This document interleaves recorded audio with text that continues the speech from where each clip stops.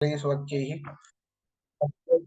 विशेषतोऽपि वन्द्यं सदा वेदं सन्नमामि।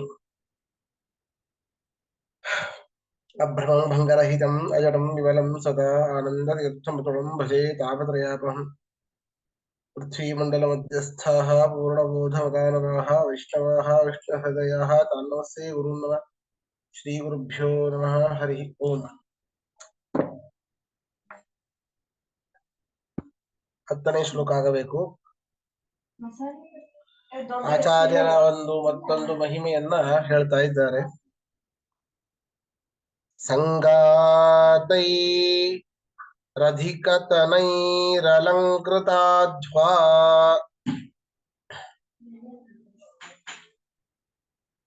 ಶಿಷ್ಯಾಣಾಂ ಯತಮನಸಾ ಮುಟೇತರೇಷಾಂ ಯತ್ರಾಮಾ ವಸತಿ ತಿಥಾ ವಿನೇನ ಚಂದ್ರಃ ತತ್ರಾಸೌ ಸಕಲಮತಿಃ ಸಸಾರ ಸಿಂಧುಂ.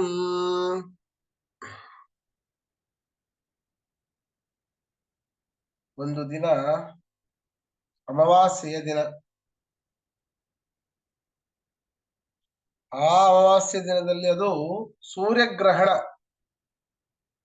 ಸೂರ್ಯಗ್ರಹಣದ ದಿನದಂದು ಆಚಾರ್ಯರು, ಅವರ ಶಿಷ್ಯರಾದ ಸನ್ಯಾಸಿಗಳು, ಗೃಹಸ್ಥ ಶಿಷ್ಯರು ಎಲ್ಲರೂ ಕೂಡ ಆ ಗ್ರಹಣದ ಸಮಯದಲ್ಲಿ ಸಮುದ್ರದ ಸ್ನಾನಕ್ಕೆ ಹೋಗಬೇಕು ಅಂತ ಹೊರಟ್ರಂತೆ. ಅಲ್ಲಿ ಇವರಷ್ಟೇ ಅಲ್ಲ, ಅನೇಕ ಜನರು ಸಮುದ್ರ ಸ್ನಾನಕ್ಕಂತ ಹೇಳಿ ಗುಂಪು ಗುಂಪಾಗಿ ಬಂದಿದ್ದಾರೆ, ಸಮುದ್ರದ ಕಡೆಗೆ ಹೋಗ್ತಾ ಇದ್ದಾರೆ. ಆಚಾರ್ಯರು ಆ ಒಂದು ದಾರಿಯನ್ನ ಅಲಂಕಾರ ಮಾಡುತ್ತಾ ಅವರೂ ಕೂಡ ಸಮುದ್ರದ ಹತ್ತಿರ ಹೋದರು ಅಂತ ಈ ಶ್ಲೋಕದಲ್ಲಿ ಇಷ್ಟೇ ತಾತ್ಪರ್ಯ ಇರುವಂತದ್ದು. ಪದಚ್ಛೇದ ನೋಡಿ. ಸಂಘಾತೈಹಿ ಅಧಿಕಥನೈಃ ಅಲಂಕೃತಾಧ್ವಾ ಶಿಷ್ಯಾಣಾಂ ಯತಮನಸಾಂ ಉತ ಇತರೇಷಾಂ ಯತ್ರ ಅಮಾ ವಸತಿ ತಿಥೌ ಇನೇನ ಚಂದ್ರಃ ತತ್ರ ಅಸೌ ಸಕಲಮತಿಃ ಸಸಾರ ಸಿಂಧುಂ. ಅರ್ಥ ನೋಡಿ. ಅಸೌ ಸಕಲಮತಿಃ, ಅಸೌ ಸಕಲಮತಿಃ. ಈ ಪೂರ್ಣಪ್ರಜ್ಞಾಚಾರ್ಯರು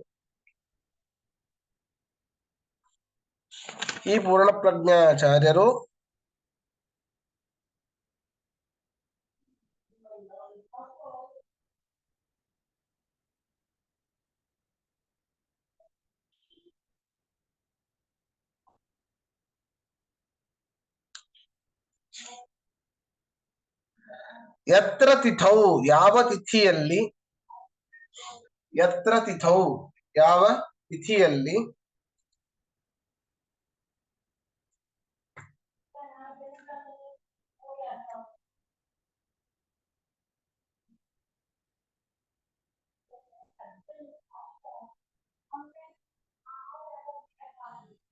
ಯಾವ ತಿಥಿಯಲ್ಲಿ ಚಂದ್ರಃ ಚಂದ್ರನು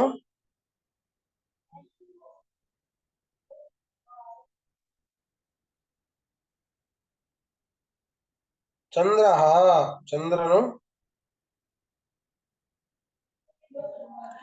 ಇನೇನ ಇಮಾವಸತಿ, ಇನೇನ ಇಮಾವಸತಿ, ಇನೇನ ಅಮಾವಸತಿ, ಇನೇನ ಅಮಾವಸತಿ ಸೂರ್ಯನಿಂದ ಸಹಿತನಾಗಿ ಇರುತ್ತಾನೋ, ಸೂರ್ಯನಿಂದ ಸಹಿತನಾಗಿ ಇರುತ್ತಾನೋ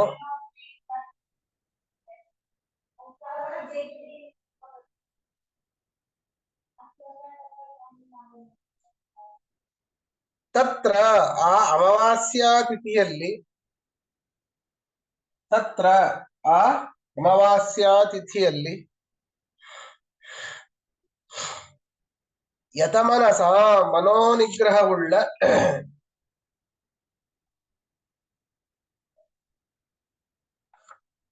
ಯತಮನಸ ಮನೋನಿಗ್ರಹವುಳ್ಳ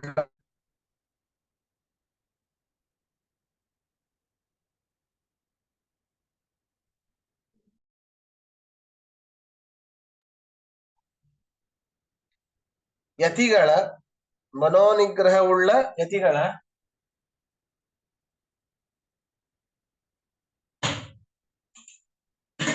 ಉತ ಇತರೇಷಾಂ ಉತ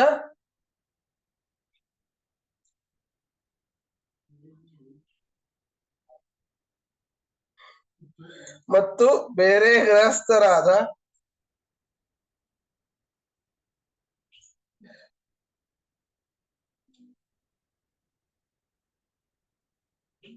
ಮತ್ತು ಉತ ಇತರೇಷ ಮತ್ತು ಬೇರೆ ಗೃಹಸ್ಥರಾದ ಶಿಷ್ಯರ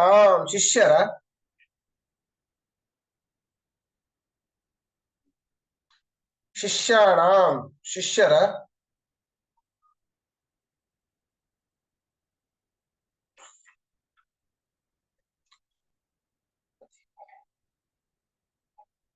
ಅಧಿಕ ಘನೈಹಿ ಬಹಳ ಒತ್ತಾದ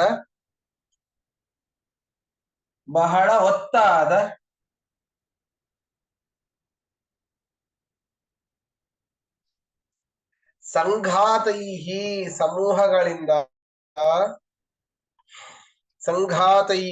ಸಮೂಹಗಳಿಂದ ನಾರಾಯಣ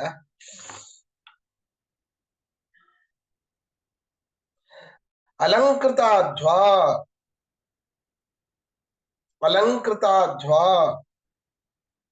ಅಲಂಕಾರ ಮಾಡಲ್ಪಟ್ಟ ದಾರಿ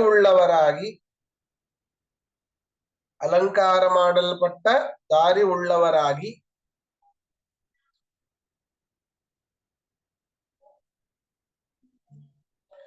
ಸಿಂಧುಂ ಸಸಾರ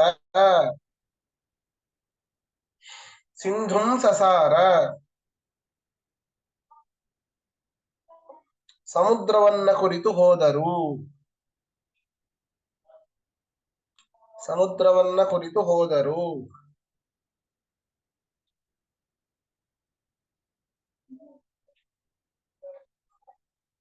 ಕಣೋತೀರ್ಥಕ್ಕೆ ಹೋದಾಗೊಮ್ಮೆ ಅಕಸ್ಮಾತ್ ಆಗಿ ಅಥವಾ ದರ್ಶನಕ್ಕಂತೇಳಿ ಹೋಗಿದ್ರೆ ಸ್ನಾನಕ್ಕೆ ಹೋಗಿ ಬನ್ನಿ. ಅಲ್ಲಿ ಸಮುದ್ರದಲ್ಲಿ ಅದ್ಭುತವಾಗಿದೆ. ಬಹಳ ಅಮೋಘವಾದ ಅಲೆಗಳು, ರುದ್ರರಮಣೀಯ, ಶಾಂತವಾಗಿ ಏನಿಲ್ಲ. ಈ ಮಲ್ಪೆ ಬೀಚ್ ತರ ಎಲ್ಲ ಕಡೆ ಫ್ಲಾಟ್ ಅಂತೇನಿಲ್ಲ. ಸ್ವಲ್ಪ ಬಹಳ ಅದರ ರಭಸ ಬಹಳ ಇರುತ್ತದೆ.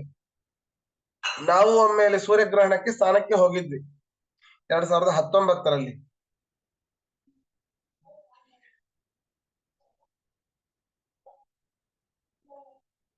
ಸೂರ್ಯಗ್ರಹಣಕ್ಕಂತ ಹೇಳಿ ಅಲ್ಲಿ ಸ್ನಾನಕ್ಕೆ ಹೋಗಿದ್ವಿ ಕಣ್ಣೋತೀರ್ಥಕ್ಕೆ.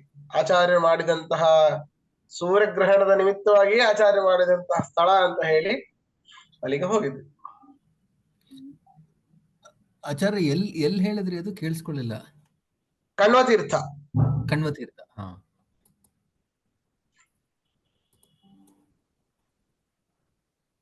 ತುಂಬಾ ಆಳ ಇದೆ. ಹೋದ್ 1-2 ಹೆಜ್ಜೆ ಇಡಬಹುದಷ್ಟೇ. 3-4ನೇ ಹೆಜ್ಜೆಗೆಲ್ಲ ಸಡನ್ ಆಗಿ ಡೀಪ್ ಇದೆ. ಒಳ್ಳೆ ಮಾಳಿಗೆ ಮೇಲಿಂದ ಬಿದ್ದ ಆಗುತ್ತೆ, ಅಷ್ಟು ಆಳ ಇದೆ. ಸಡನ್ ಆಗಿ ಡೀಪ್ ಇದೆ. ಹುಷಾರಾಗಿ ಮಾಡ್ಬೇಕು. ಹೌದೌದು. ಎಷ್ಟಾಗುತ್ತೋ ಸುಮ್ನೆ ಈ ನದಿ ದಂಡೆಗೆ ನಿಂತು ಹೇಗ್ ಮಾಡ್ತಾ ಹಾಗೆ ಮಾಡಿ ಬರ್ಬೇಕಷ್ಟೇ. ಸುಮ್ನೆ ಹೋಗ್ಬೋದು ಅಂತ ಹೋದ್ರೆ ಹರಗಿ ನಮಃ. ಬಹಳ ಬಹಳ ಡೀಪ್ ಇದೆ. ಸರಿ, ಇದರಲ್ಲಿ ಪ್ರಶ್ನೆ ಇದ್ರೆ ಕೇಳಿ, ಮುಂದೆ ಹೋಗೋಣ.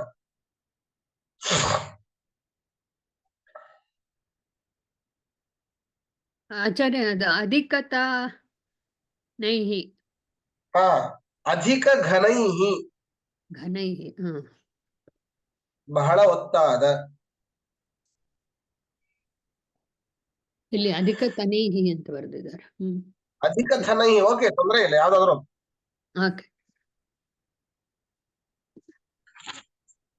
ಸರಿ, ಮುಂದೆ ಹೋಗೋಣ.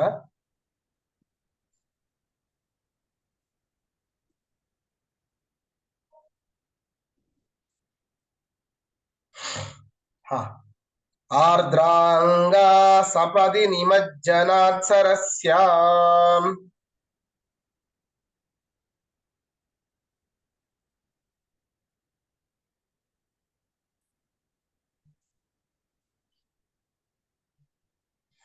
ಕಣ್ವಸ್ಯ ದ್ವಿಜಋಷಭಸ್ಯ ವಲ್ಲಭಾಯ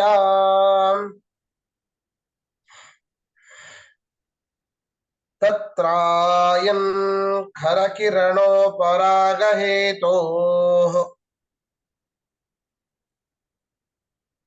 ಗ್ರಾಮೀಣ ಅಪಿ ಸಕಲಾ ಸಬಾಲವೃದ್ಧಾಃ. ಮೊಟ್ಟ ಮೊದಲಿಗೆ ಅವತ್ತಿನ ದಿನ ಸೂರ್ಯಗ್ರಹಣ. ಮೊದಲಿಗೆ ಶುದ್ಧ ಜಲದಿಂದಾಗಿ ಅವಗಾಹನ ಸ್ನಾನ ಮಾಡಬೇಕು, ಸಂಪ್ರದಾಯ ಗೊತ್ತಿದೆ. ಅವಗಾಹನ ಸ್ನಾನ ಮಾಡಿ ತದನಂತರ ಗ್ರಹಣದ ಸ್ನಾನ, ಗ್ರಹಣ ಹಿಡಿದದ್ದು ಬಿಟ್ಟದ್ದು ಎಲ್ಲ ಮಾಡಬೇಕು. ಮೊದಲಿಗೇನೆ ಗ್ರಹಣ ಹಿಡಿದದ್ದು ಬೆಳಗ್ಗೆದ ಸ್ನಾನನೇ ಮಾಡಿರೋದಿಲ್ಲ, ಮಧ್ಯಾಹ್ನ 3 ಗಂಟೆಗೇನೋ ಗ್ರಹಣ ಇದೆ. ವೃದ್ಧಿ ಇದೇನು ಅದೆಲ್ಲ ಕೂಡಿರುತ್ತೆ, ಆದ್ರಿಂದಾಗಿ ಏನು ಒಂದು 6 ಗಂಟೆ 8 ಗಂಟೆಯಿಂದ ಏನು ಊಟ ಮಾಡಬಾರ್ದು ಅಂತೆಲ್ಲ ಹೇಳ್ಬಿಟ್ಟಿರ್ತಾರೆ. ಹೇಗಾದ್ರೂ ಗ್ರಹಣ ಸ್ನಾನ ಮಾಡ್ಲೇಬೇಕು ಅಂತ ಹೇಳಿ ಗ್ರಹಣ ಟೈಮಿಗೆ ಬೆಳಗಿನ ಸ್ನಾನವನ್ನು ಮಾಡಿಬಿಟ್ರಾಯ್ತು ಅಂತ ಮಾಡುವುದಲ್ಲ. ಬೆಳಗಿನ ಸ್ನಾನ ಅನುಷ್ಠಾನವೆಲ್ಲ ಬೇರೆ, ಗ್ರಹಣ ಸಮಯದಲ್ಲಿ ವಿಶೇಷ ಅದು. ಹಾಗೆ ಈ ಬೆಳಗಿನ ಸ್ನಾನವನ್ನ ಅದನ್ನ ಅವಗಾಹನ ಸ್ನಾನ, ಅವತ್ತಿನ ಆ ಗ್ರಹಣದ ದಿನ ಗ್ರಹಣ ಹಿಡಿಯೋಕ್ಕಿಂತ ಮುಂಚೆ ಮಾಡುವಂತಹ ಸ್ನಾನವನ್ನ ಅವಗಾಹನ ಸ್ನಾನ ಅಂತ ಕರಿತೇವೆ. ಅಂತಹ ಸ್ನಾನವನ್ನ ಮುದುಕರು, ಹುಡುಗರು, ಅವರೇ ಮೊದಲಾದ ಎಲ್ಲ ಜನರು ಕೂಡ ಆ ಕಣ್ವ ತೀರ್ಥದಲ್ಲಿ ಒಂದು ಸರೋವರ ಇದೆ, ಆ ಸರೋವರದಲ್ಲಿ ಅವರು ಸ್ನಾನ ಮಾಡಿ ಬಂದಿದ್ರಂತೆ. ಸರೋವರದಲ್ಲಿ ಅವರು ಸ್ನಾನ ಮಾಡಿ ಬಂದಿದ್ರು. ಕಣ್ವ ತೀರ್ಥದಲ್ಲಿ ಸ್ನಾನ ಮಾಡಿ ಆ ಒದ್ದೆಯಾದ ಬಟ್ಟೆಯನ್ನೇ ಉಟ್ಟುಕೊಂಡು ಆ ಒದ್ದೆ ಮೈಯಿಂದಲೇನೆ ಸಮುದ್ರ ಸ್ಥಾನಕ್ಕೆ, ಅರ್ಥಾತ್ ಆ ಗ್ರಹಣ ಸ್ಥಾನಕ್ಕೆ, ಗ್ರಹಣ ಸಮಯದಲ್ಲಿ ಮಾಡುವಂತಹ ಸ್ಥಾನಕ್ಕೆ ಅವರು ಸಮುದ್ರಕ್ಕೆ ಆ ಒದ್ದೆ ಬಟ್ಟೆ ಒದ್ದೆ ಮೈಯಿಂದನೇನೆ ಬಂದಿದ್ದರು ಅಂತ ಇದರಲ್ಲಿ ಹೇಳ್ತಾ ಇದ್ದಾರೆ. ಪ್ರಶ್ನೆ ನೋಡಿ, ಪದಚ್ಛೇದ ನೋಡಿ. ಆರ್ದ್ರಾಂಗಾಹ ಸಪದಿ ನಿಮಜ್ಜನಾತ್ ಸರಸ್ಯಾಂ ಕಣ್ವಸ್ಯ ದ್ವಿಜಋಷಭಸ್ಯ ವಲ್ಲಭಾಯಾಂ ತತ್ರ ಆಯನ್ ಖರಕಿರಣೋಪರಾಗಹೇತೋಃ ಗ್ರಾಮೀಣಾಃ ಅಪಿ ಸಕಲಾಃ ಸಬಾಲವೃದ್ಧಾಃ. ಅನ್ವಯ ನೋಡಿ. ತತ್ರ ಆ ಸಮಯದಲ್ಲಿ, ತತ್ರ ಆ ಸಮಯದಲ್ಲಿ ಸಬಾಲವೃದ್ಧಾಃ ಸಕಲಾಃ, ಸಬಾಲವೃದ್ಧಾಃ ಸಕಲಾಃ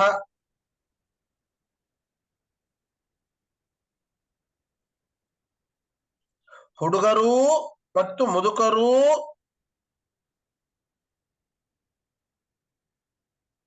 ಹುಡುಗರು ಮತ್ತು ಮುದುಕರು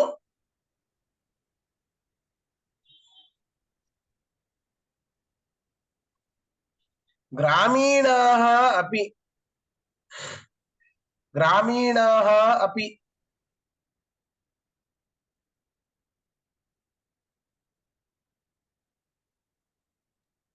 ಗ್ರಾಮೀಣಾಃ ಅಪಿ ಆ ಊರಿನ ಜನರೂ ಸಹಿತರಾದ, ಆ ಊರಿನ ಜನರಿಂದ ಸಹಿತರಾದ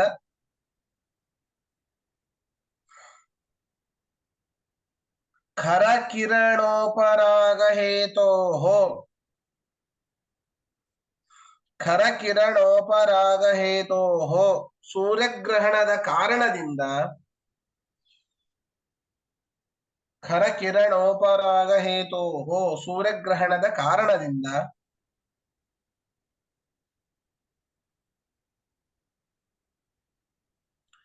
ದ್ವಿಜ ಋಷಭಸ್ಯ ಕಣ್ವಸ್ಯ, ದ್ವಿಜ ಋಷಭಸ್ಯ ಕಣ್ವಸ್ಯ ಬ್ರಾಹ್ಮಣ ಶ್ರೇಷ್ಠರಾದ ಕಣ್ವ ಋಷಿಗಳಿಗೆ ಬ್ರಾಹ್ಮಣ ಶ್ರೇಷ್ಠರಾದ ಕಣ್ವ ಋಷಿಗಳಿಗೆ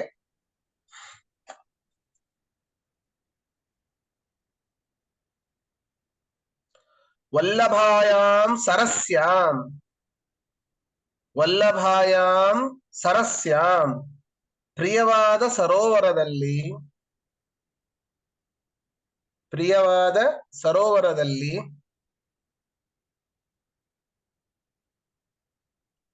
ಸಪದಿ ಕೂಡಲೇ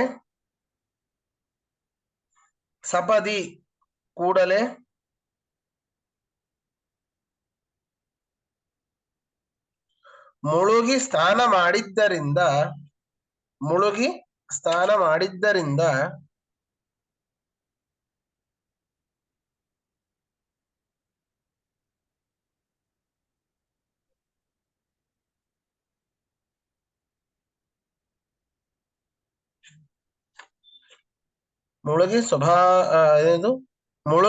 ಮಾಡಿದ್ದರಿಂದ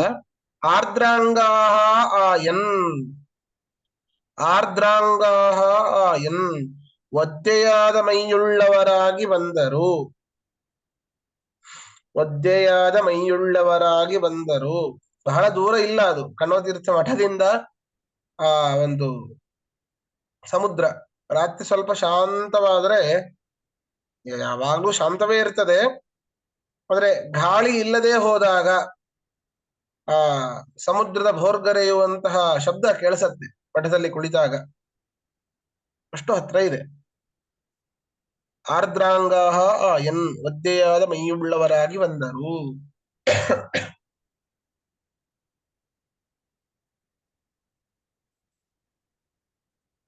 ಪ್ರಶ್ನೆ ಇದ್ರೆ ಕೇಳಿ.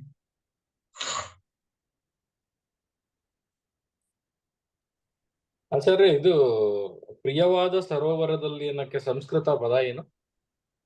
ವಲ್ಲಭಾಯಾಂ ಸರಸ್ಯಾಂ.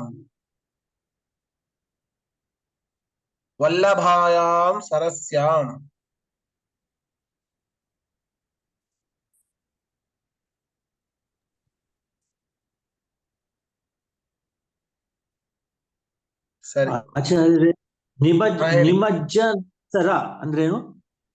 ನಿಮಜ್ಜನಾತ್, ಮುಳುಗಿ ಸ್ನಾನ ಮಾಡಿದ್ದರಿಂದ.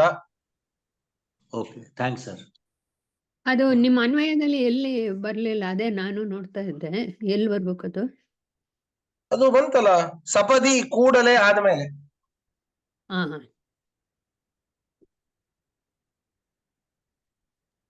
ಇಲ್ಲ ಆಚಾರ, ಅದು ಮಿಸ್ ಆಗಿದೆ. ಸಪದಿ ಆಮೇಲೆ ಪೂರ್ತಿ ಏನದು? ಸಪದಿ ಮುಳುಗಿ ನಿಮಜ್ಜನಾಯ. ಸ್ನಾನ ಮಾಡಿದರಿಂದ ಅಂತ ಹೇಳಿದ್ರಿ, ಆದ್ರೆ ಈ ನಿಮಜ್ಜನಾಯ ಹೇಳಿಲ್ಲ, ಅದಕ್ಕೆ ಮಿಸ್. ಹೌದಾ? ಸಪದಿ ಕೂಡಲೇ, ನಿಮಜ್ಜನಾತ್ ಮುಳುಗಿ ಸ್ನಾನ ಮಾಡಿದ್ದರಿಂದ.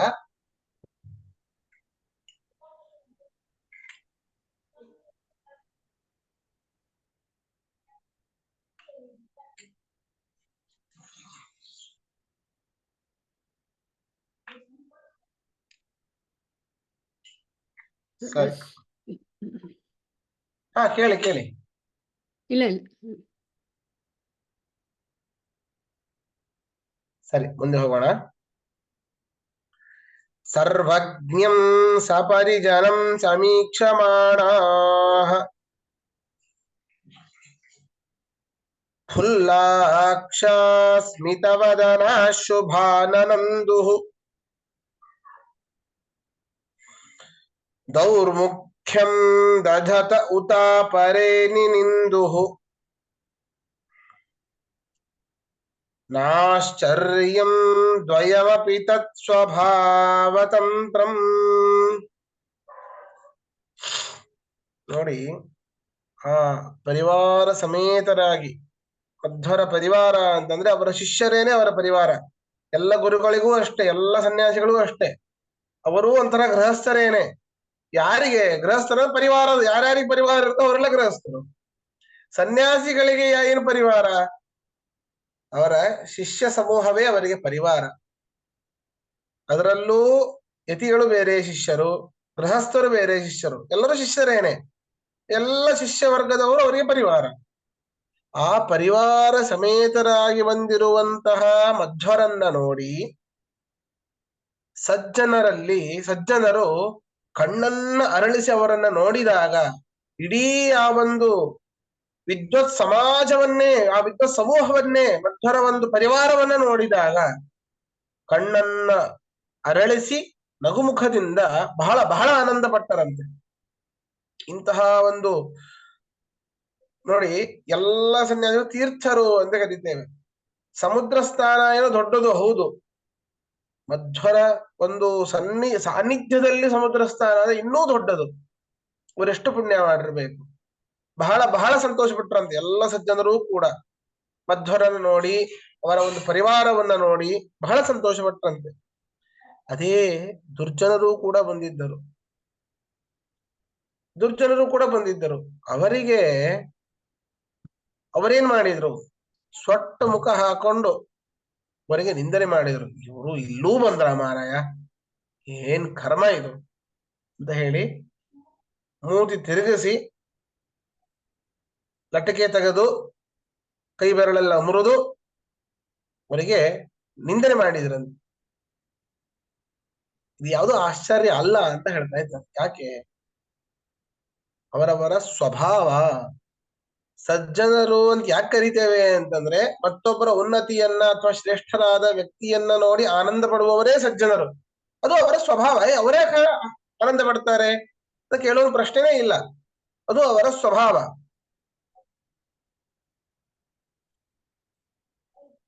ದುರ್ಜನರೇಖೆಗೆ ಅವರ ಮೇಲೆ ಇಷ್ಟು ಕೋಪ ಮಾಡ್ತಾರೆ, ಅದು ಅವರ ಸ್ವಭಾವ. ಸ್ವಭಾವಕ್ಕೆ ಯಾವ ಮದ್ದಿಲ್ಲ.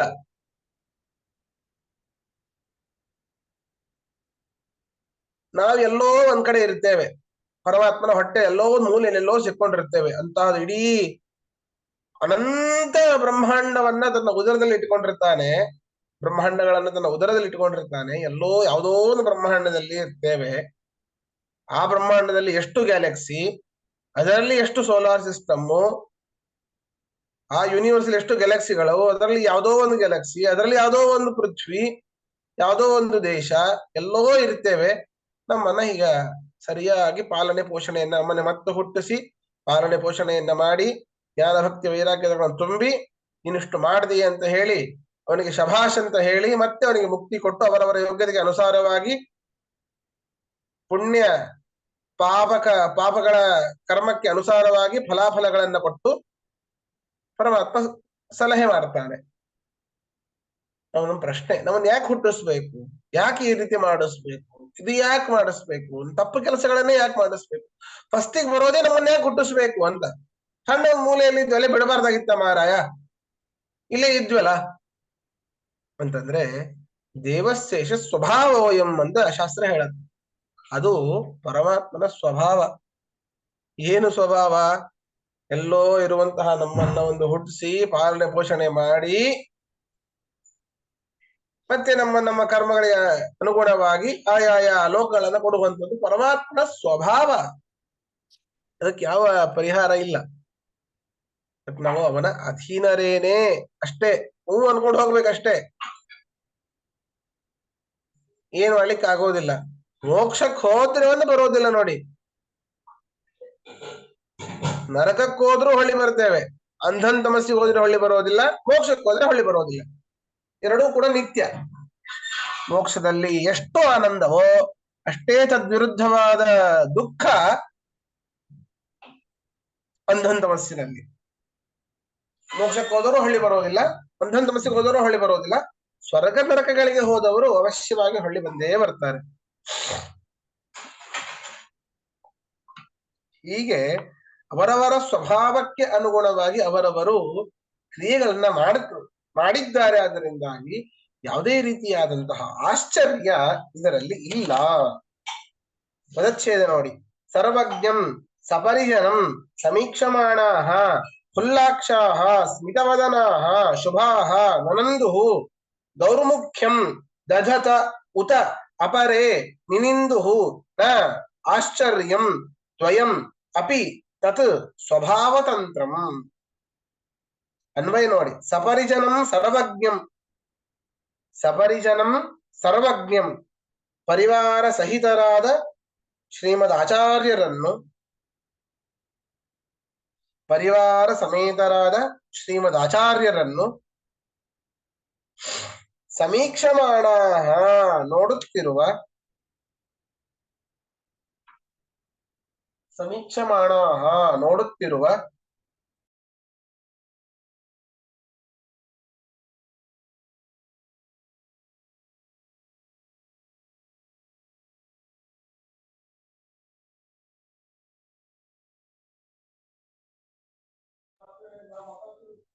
ಸಪರಿಜನಂ ಸರ್ವಜ್ಞಂ ಪರಿವಾರ ಸಹಿತರಾದ ಆಚಾರ್ಯರನ್ನು ಸಮೀಕ್ಷಮಾಣಾಹ ನೋಡುತ್ತಿರುವ, ಸ್ಮಿತವದನಾಹ ಮುಗುಳ್ನಗೆಯ ಮುಖವುಳ್ಳ, ಸ್ಮಿತವದನಾಹ ಮುಗುಳ್ನಗೆಯ ಮುಖವುಳ್ಳ,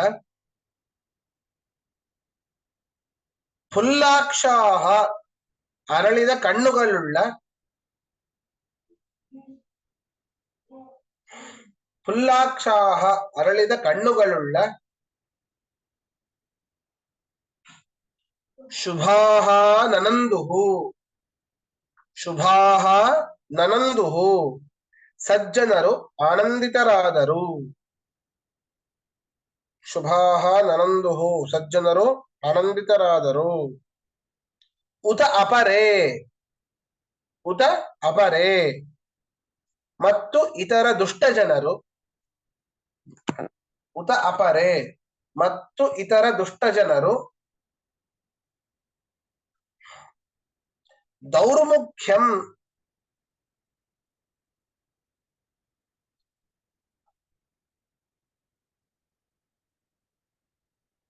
ದೌರ್ಮುಖ್ಯಂ ದಧತಃ, ದೌರ್ಮುಖ್ಯಂ ದಧತಃ ಸಿಡಿಸಿದ ಮುಖವುಳ್ಳವರಾಗಿ, ಸಿಡಿದ ಮುಖವುಳ್ಳವರಾಗಿ, ಮಾಡಿ ಸೊಟ್ಕೊಂಡು ಹೋಗ್ತಾನೆ ನೋಡು ಅಂತೀವಲ್ಲ, ಸಿಡುಕ ಅಂತೀವಲ್ಲ ಹಂಗೆ. ದೌರ್ಮುಖ್ಯಂ ದಧತಃ ಸಿಡಿಸಿದ ಮುಖದವರಾಗಿ,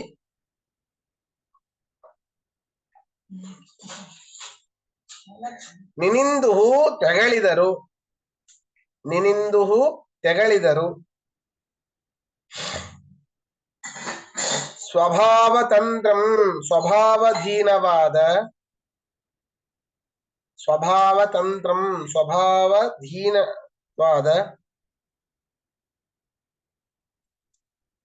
ಸ್ವಭಾವ ಅಧೀನವಾದ, ತತ್ ದ್ವಯಂ ಅಪಿ ಅದೆರಡೂ, ತತ್ ದ್ವಯಂ ಅಪಿ ಅದೆರಡೂ, ಆಶ್ಚರ್ಯಂ ನ ಆಶ್ಚರ್ಯಕರವಲ್ಲ, ಆಶ್ಚರ್ಯಂ ನ ಆಶ್ಚರ್ಯಕರವಲ್ಲ. ಪ್ರಶ್ನೆ ಇದೆ ಕೇಳಿ.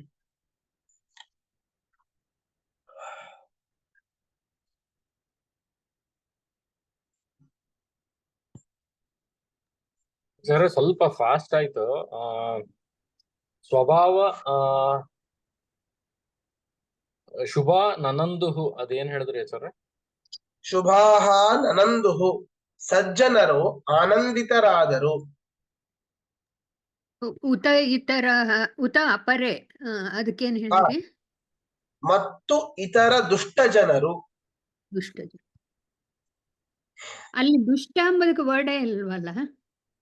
ಅಲ್ಲ, ವರ್ಡ್ ಇಲ್ಲ. ಈಗ ಜ್ಞಾನಿಗಳಿಗಿಂತ ಹೊರತುಪಡಿಸಿದವರು ಯಾರ್ಯಾರು? ಅವರಿಗಿಂತ ವಿರುದ್ಧರಾದವರು ಯಾರು? ಅಜ್ಞಾನಿಗಳು ಅಂತ ಅರ್ಥ. ಅಲ್ಲಿ ಉತ ಅಪರೆ ಅಂತ ಇದೆ. ಬೇರೆಯವರು ಅಂದ್ರೆ ಯಾರು? ಸಜ್ಜನರನ್ನು ಹೊರತುಪಡಿಸಿ ಬೇರೆಯವರು ಅಂದ್ರೆ ಯಾರು? ದುಷ್ಟ ಜನರು. ಯಾವ್ದ ಸರ್, ಯಾವ ಪದ ಹೇಳಿದ್ರಿ ಈಗ ನೀವು? ಅವ್ರು ಯಾವ್ದು ಕೇಳಿದ್ರಿ ಈಗ? ಅಪರೆ ಅಲ್ಲ, ಅಪರೆ ಅಲ್ಲ, ಅದಕ್ಕಿಂತ ಮುಂಚೆ ಅವ್ರು ಕೇಳಿದ್ ಯಾವ್ದು? ಉತ ಅಪರೆ. ಇಲ್ಲ, ದುಷ್ಟ ಜನರು ಅಂತ ಹೇಳುವಂತಹ ಪದವೇ ಇಲ್ಲ ಅಂತ ಅವ್ರು ಹೇಳಿದ್ರು. ಅಲ್ಲ, ಅದು ಇನ್ನೊಂದು ಯಾವ್ದೋ ಹೂವಿಂದೇನೋ ಪದ ಉತ ಅಪರೆ. ಉತ ಅಪರೆ. ಉತ ಅಂದ್ರೆ ಮತ್ತು ಅಂತ ಅರ್ಥ. ಉತ, ಓಕೆ ಓಕೆ, ಉತ ಅಂತ ಬರ್ಕೊಂಡಿದ್ದೀನಿ. ಉತ ಅಪರೆ, ಓಕೆ. ಅದರ ಅರ್ಥ ಏನು? ಉತ ಅಪರೆ ಅಂದ್ರೆ ಮತ್ತು ಇತರ ದುಷ್ಟ ಜನರು.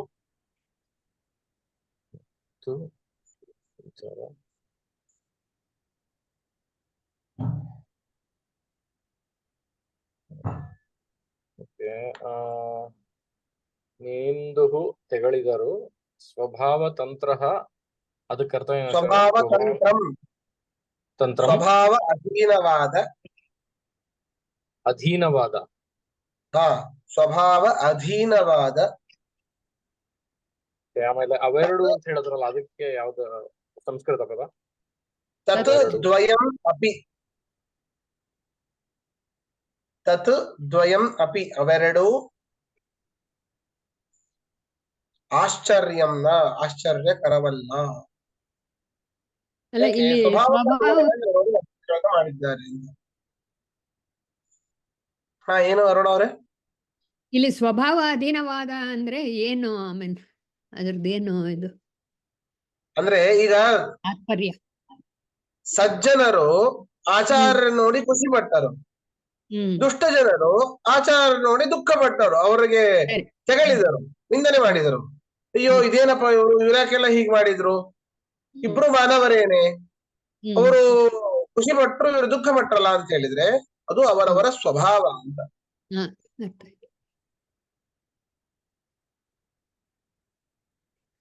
ಸರಿನಾ? ಸರಿ, ಹಾಗಾದ್ರೆ ಇವತ್ತಿನ ಪಾಠ ಮುಗಿಸೋಣ.